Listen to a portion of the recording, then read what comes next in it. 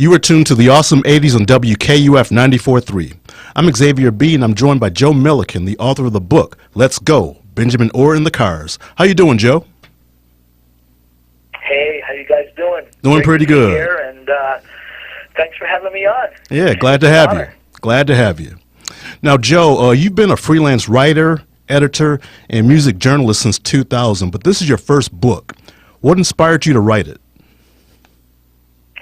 Well, like you just said, I've been a published writer for about 20 years, but it's always been newspapers and magazines.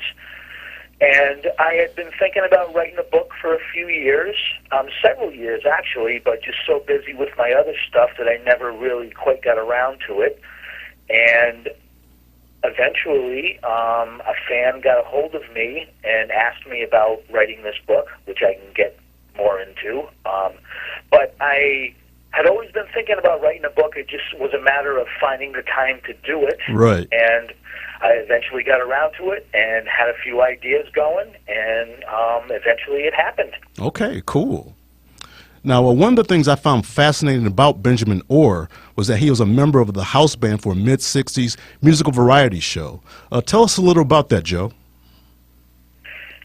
Yeah, it's cool you mentioned that early on in this interview, because while I was thinking about what I might want to write for my first book subject, the Cars wouldn't have, although the Cars are one of my favorite bands going back to when I was young. Mm-hmm. They were one of the first rock bands I ever got into. They were always one of my favorites, but they wouldn't necessarily have been my first choice to write a book about. But a fan of the Cars got a hold of me out of the blue and asked me about writing a book about Ben. And that was really one of the main reasons why I decided to write about him once I investigated his life a little bit, learning about the Upbeat show and being and his band being a house band. Right.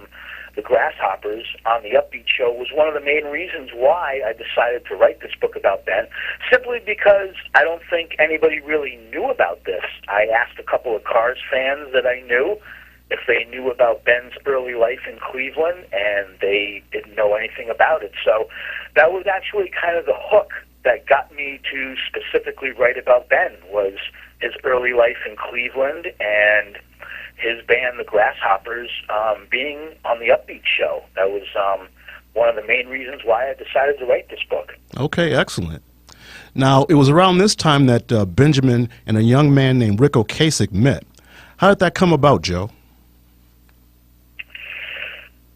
Well, Ben is originally from the Cleveland area, a Cleveland suburb, Parma Heights, and Rick, when he was young, his family moved to Columbus, Ohio, and they were both kind of in the local music scene together, and eventually met and hooked up and joined together and started being in bands together, and that's kind of how it started.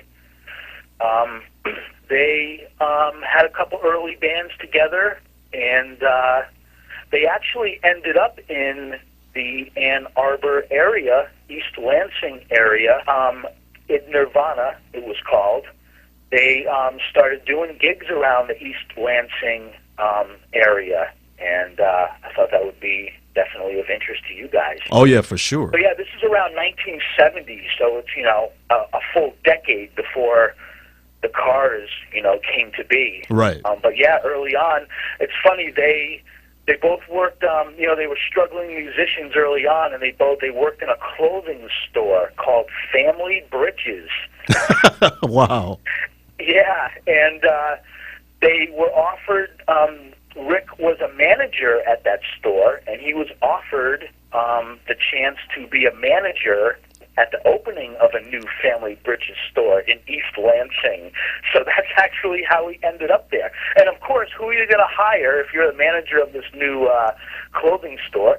Who are you going to hire but your bandmate, right? Right, there you go. Ben actually worked together in that clothing store, and that's how they kind of ended up in that area. Of course, it's a good college town area too, so there were a lot of gigs and stuff like that, so they could play gigs and stuff. So it was a good area for them to be in, but Yeah, that's kind of how they ended up there. Okay, excellent. And you were listening to the Awesome 80s on WKUF, and I'm joined by Joe Milliken, the author of the book, Let's Go, Benjamin Orr and the Cars. Now, the Cars were one of the biggest acts in music during the 1980s. How did Ben handle the success of the Cars? Well, it's interesting that you bring that up. Ben was actually a very private man. He kind of had two personas. He kind of flipped a switch to go on stage, to be a famous rock star. Off stage, he was kind of the opposite of that. He was a very private guy, very reserved and quiet, and that's kind of what his persona was. So he kind of like flipped the switch to go on stage to be a rock star. So off stage, like I said, he was a very private guy and had a close circle of friends, and kind of added to the allure of writing this book. He was kind of a mysterious kind of guy. Right. So it was good to be able to investigate his life and interview a lot of people that knew him and kind of bring his story to light, if you will. Now, although Rick Ocasek wrote or co-wrote all the Cars' hit singles, Benjamin sang lead on some of them, such as Just What I Needed, Let's Go, and Drive. Now, how did that come about? Well, you're right. Rick was the main songwriter of the band. I mean, the other guys, when they would go into the studio to record, the other guys would obviously contribute, their ideas and stuff. But lyrically speaking, Rick was the main songwriter, but they had an interesting formula when they went into the studio to record. When Rick wrote lyrics, he didn't necessarily, because they were co-vocalists. Right. Rick and Ben both sang Yes. a bunch of different lead vocals on their songs. But when Rick wrote his lyrics, he didn't really have either of them particularly in mind. He wouldn't write a song and go, I'm writing these lyrics for me, or I'm going to write these lyrics and Ben's going to sing this. He would write the songs, they would go into the studio, and they would both give it a go. Okay. And they kind of felt the vibe of it and would kind of agree with each other who should do what. So there really wasn't a formula. He would write the songs, they would go into the studio, they would both take a crack at it and kind of decide on their own, well, this one's more geared towards you. And they would just it was kind of a vibe thing, how they created who would sing each song on the album. Okay, cool. Because, I mean, when Drive came out, because I was a kid, I grew up in the 80s watching MTV. And when Drive came out, seeing that video was a revelation for me because up until then, watching MTV, as far as the Cars were concerned, Rick Ocasek, he was kind of like the voice and the face of the Cars as far as their music videos and, their singles and whatnot during the early days of MTV. So when Drive came out, I was pleasantly surprised because that's one of my all-time favorite songs and one of my favorite Cars songs. So. Yeah, that's a great classic song. That's probably Ben's shining moment as a vocalist. Oh, yeah. Although it's surprising that the Cars never had a #1 hit single in America. Right. Drive did reach #3. Yep. So it definitely was their biggest selling single. Right. And, yeah, appropriate that it was Ben. That's a perfect example of Rick was more the quirky kind of vocalist, and Ben was more like a smooth kind of singer, Right. more like Elvis kind of sounding. And Rick has been quoted as saying that he would write lyrics, and if he knew that it was a serious song that needed a serious vocal, then that was Ben's song to do. Okay. And this is the Awesome 80s, and I'm talking with Joe Milliken, the author of the book, Let's Go, Benjamin Orr and the Cars. Now, back in the 90s, there were rumors of a possible Cars reunion. What were Ben's thoughts on getting back together with his Cars bandmates? Well, there were rumors of them getting back together. I don't really have much to say about that, because if I knew more about it, I would tell you. But in a lot of the interviews I did with various people that were close to the band, that was a very private thing for them. and when they decided to part ways, they did, and it never really came back around again. So Ben did some solo stuff. He, although the solo album he created was while the Cars were still available, right. after while the Cars were still together. He did do some solo shows and had a solo band and did that thing, through the 90s. And he just kind of did his own thing after that. And there wasn't really too much talk publicly about why or why not the Cars ever got back together again. Last question, Joe. In the book, you talk about Benjamin's musical diversity.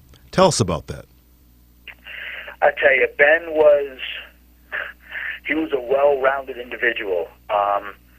He was one of those guys where, from a very young age, he knew what he wanted to do. He wanted to be a rock and roll performer and be in a national band from a very young age. He didn't have a backup plan. That's what he always wanted to do. He was very versatile. He started out as a drummer, actually. Oh, wow. I didn't know that. He was in a band when he was 13 years old. Started out as a drummer. Then he learned how to play guitar when he, auditioned for the Grasshoppers band that we mentioned earlier. Right. He auditioned as guitarist and lead singer.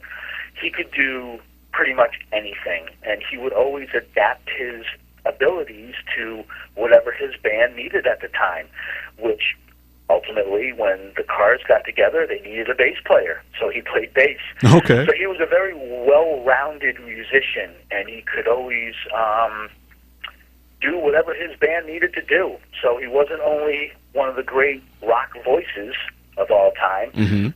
He was a very diverse musician and could adapt his skills to whatever his band needed at the time.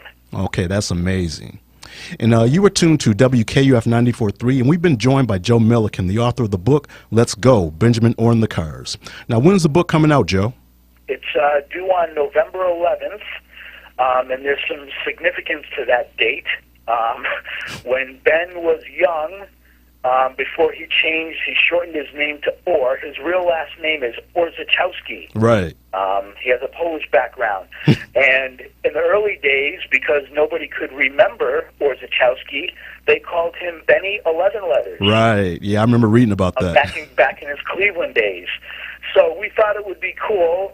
My public relations coordinator, Donna Neal, and I thought it would be cool to have this book released on November 11th, which is 11/11. That's too cool. Of Benny 11 Letters.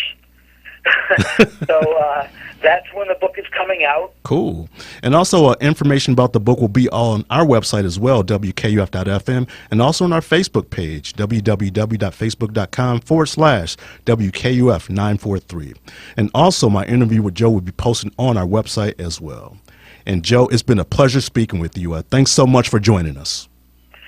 I really appreciate you having me on board, and I want to thank all the fans for their support, and I really appreciate your efforts, and it's been great talking with you guys. I really appreciate your time. Okay, likewise. You take care, Joe. All right, thanks a lot, guys. Yep.